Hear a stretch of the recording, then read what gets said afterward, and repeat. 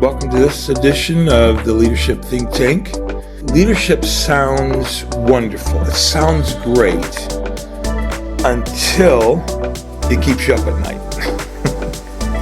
And so whether you're leading a company or a ministry or your own household, there's a weight that comes with caring deeply about the people and their outcomes. And sometimes that weight turns into worry. But I want to give you a phrase today in this teaching that can change how you lead and how you think. And it is hopeful, F-U-L-L, hopeful, worry less. Worry less, right? Right? Hopeful, worry less. Doesn't that feel lighter already? Right? So here's something I've learned. Worry is natural, but it is not neutral. It doesn't just fill space, it drains it. It drains focus, it drains creativity, and it drains confidence. So worry makes good leaders impatient and visionaries reactive. It makes us hold tighter to control instead of trusting God with the process. Have you ever noticed how worry kind of feels like driving through the fog? You can still move forward, but everything kind of slows down, and you're cautious and uncertain and tense. But hope clears the windshield. It doesn't remove every obstacle, but it just gives you the confidence to keep moving. I remember my band back in the day. We were traveling from Alabama back to Michigan after doing a series of concerts. And we hit an ice storm. And the road, if your car just sat on it, it would just slide. You know, that's how slippery it was. So we pulled off at this truck stop, and we had been there for about an hour, maybe 2 hours. I don't know how long it was. But I thought, you know what, guys, if we can just get on the road and go 1 mile an hour, it'll get us closer to our destination than just sitting here. And so we pulled out on the road very, very super cautiously and began to roll down the road. And after about a 15-minute ride to go 1 mile, we came on dry surface, and boom, we were off. Right? And so sometimes in our leadership, we can be to the point of being so cautious that it keeps us frozen at our current state. And so taking the initiative to plunge forward more cautiously, but moving forward. It's that confidence that keeps us moving, because there is hope that we'll get closer than we are now, because we don't know how long this could be, you know. And we happen to be out in an area that is not very populated, and so getting salt trucks. Oh, and by the way, we were down in the southern belt by this time, so I don't know how many salt trucks are even existing out in that area, right? So anyway, we just began to drive, and then we were able to really get moving. So think about this. CEOs worry about the markets, pastors worry about the people, and parents worry about their children, right? Every type of leader worries about making the right decisions. And here's the truth. Worry never adds certainty. It just multiplies stress. From the biblical perspective, Jesus challenged us. He said, I'm paraphrasing here, what does worry add to your life? What is it good for? Absolutely nothing, right? It's not good for anything to worry. Worry does not help our situation. It only sends us into panic and into fret. And so Jesus said, I think I can paraphrase it even better. Can any one of you, by worrying, add a single hour to your life? No, right? The same is true for leadership. Yeah, worry adds to uncertainty. Yes, thank you for sharing that. Worry adds to the problem, right? And so the same is true for leadership. Worry never adds anything except weight. So what if instead of being worryful, we became hopeful, right? And hope isn't a vague optimism. It's anchored confidence that God is working even when we can't see how he's working. And, for people of faith, Proverbs 3, 5, and 6 tells us to trust in the Lord with all of our heart, to lean not to our own understanding, in all of our ways, acknowledge him, and he will direct our path, right? So it's confidence in God that he will get us through. There's another scripture, Romans 15:13, that as we trust in him, we overflow with hope, right? That word there in that scripture says overflow. That means that means more.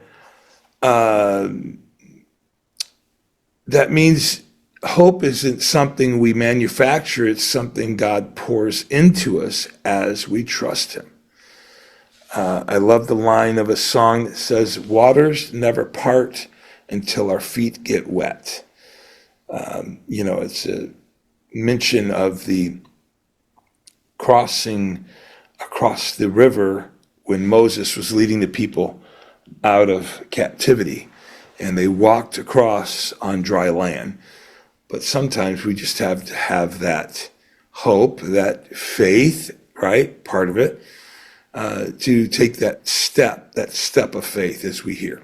So there are three anchors that keep a leader's hope steady, and they are clarity, confidence, and Christ. Clarity reminds us of what's ours, to handle what's ours, and what's God's to control. So we can only handle what we can handle, right? The rest is up to God.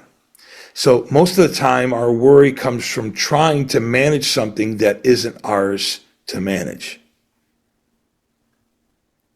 All right? So that's clarity, knowing what's ours and knowing what's God's. Right? We leave the results up to him. Number two is confidence. It isn't arrogance. It's confidence. It's the quiet assurance that God has called you to lead, and because he called you, he will equip you. It's easy to be a leader when everything is going well. But it's another story when you really have to step up and lead. Can I get a witness, somebody? Right? Yes. Yeah. Yeah, and then there's Christ, our ultimate source of hope, right? Think about Peter. He worried about storms. He failed publicly and even denied Jesus. And yet, after the resurrection, the same Peter became what God called, or Jesus called, the rock of boldness, right? The rock of courage. He said, Peter, you will now be the rock, right? Hope flipped his whole story. So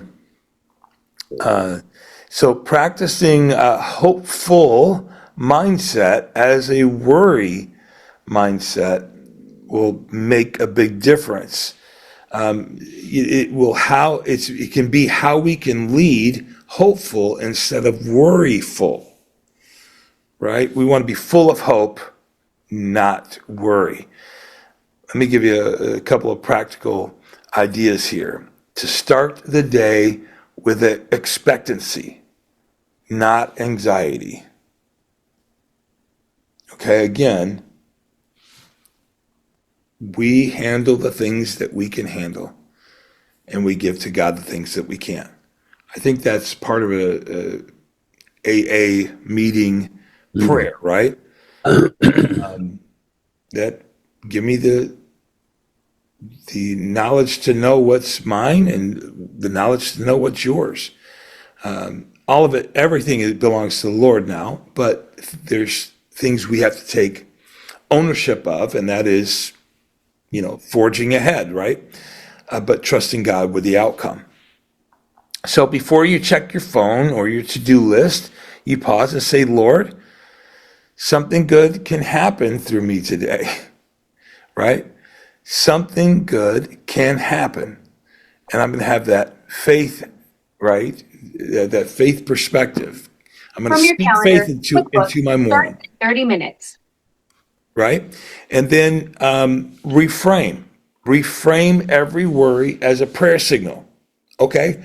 I'm feeling worry right now. So instead of worrying, I'm going to change that into a prayer, right? Each anxious thought is an invitation to pray.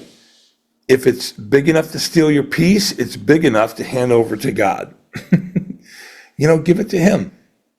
You want to hand it over to God because God can handle it. And number 3, encourage before analyzing. Every leader faces moments when things don't go right, but the first words that leave your mouth set the emotional temperature for your team. Be a thermostat, not a thermometer. Don't just record the temperature in the room, set it with hope.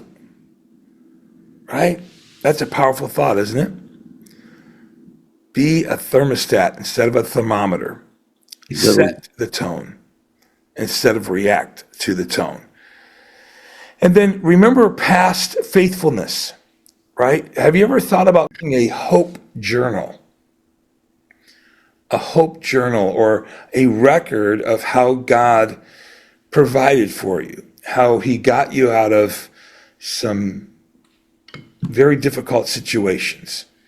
Maybe record how God or your organization came through in the past. You pull it out when fear starts whispering, this time is going to be different. No, it's not different. It's really not different. You're still in worry, or you can still have worry, or you can still have hope. So is it something that you've never encountered before? Maybe. But the process is still the same. We trust in God regardless of what's going on. And then here's another thing. Surround yourself with hope carriers. You need people who will speak belief, not defeat, who remind you of what is possible, not what's wrong. There's a story in the Bible about the 12 spies that were sent to check out the land that the people were about to occupy. And out of 12, only 2 came back with hope. They were the hope carriers. The other 10, they saw everything the 2 did, but they said, we can't take that place. No, those folks are huge, right? They'll crush us. We're like grasshoppers under their feet, No hope at all. Completely no hope at all. But the 2 came with confidence, with hope. And those are the type of people you want on your team. Not yes people, but hope people, hopeful people, right? And so whether you lead a company or a church or a family, hope translates differently, but it carries the same impact, right? I'm committed to this moment. And I'm going to do whatever I can to help our team see it through with as much courage as we can muster, right? To the CEO, hope is courage to innovate when the markets shift. To the pastor, hope is faith to shepherd people when growth slows or storms hit the community, right? And then to parents, hope is steadiness in the home when chaos swirls outside. As for me and my house, we will serve the Lord. Hope leads with calm. It speaks stability and when everything else is shaking. So that's why hope is a leadership skill. It's not just emotional fluff, right? Hope-filled leaders change the atmosphere. And that atmosphere, more than anything else, determines the direction of the people that you lead. So be a thermostat, not a thermometer. Let me ask you a couple of quick questions as we wrap up. What are you carrying today that belongs to God? Remember, you have your part and God has his. You forge ahead and you trust God with the results, right? So what are you worrying about that you need to transfer into hope? All right, because when you lead with worry, you make less room for hope and you make more room for stress. But when you lead with hope, you make room for miracles. Be that kind of leader today that's hopeful, F-U-L-L, hopeful, full of hope, and worry less. Okay? Hope that has given you some encouragement today. By the way, Scripture tells us to cast our care or our anxiety on him because he cares for us. So let that be your mission today, to put your hope in God.